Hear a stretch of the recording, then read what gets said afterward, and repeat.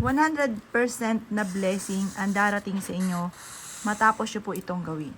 Gawin nyo po ito ay sa umaga lamang. Iguhit nyo po ito.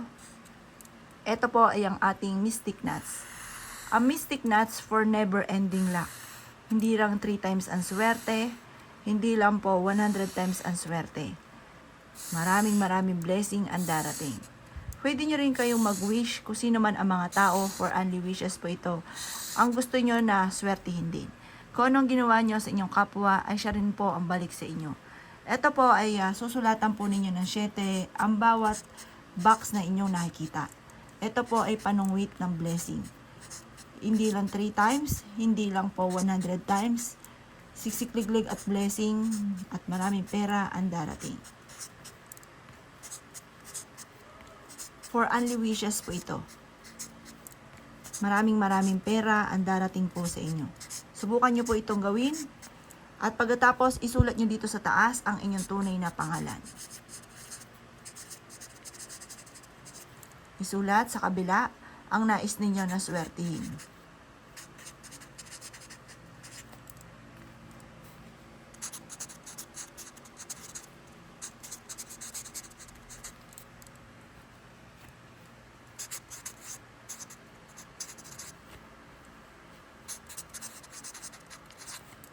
At pagkatapos po niyan, bahala na po kayo. Sample lamang po yung pinakita ko sa inyo.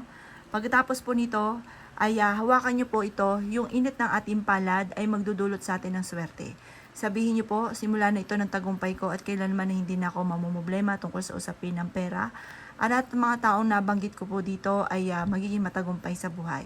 Lahat na po i-wish po dito ang lahat ng gusto po ninyo. At pagkatapos, hipan nyo po ito ng 3 beses at ito ay tupiin at ilagay nyo po ito sa ilalim ng inyo pong unan. Pwede nyo rin ito ilagay sa inyo pong altar.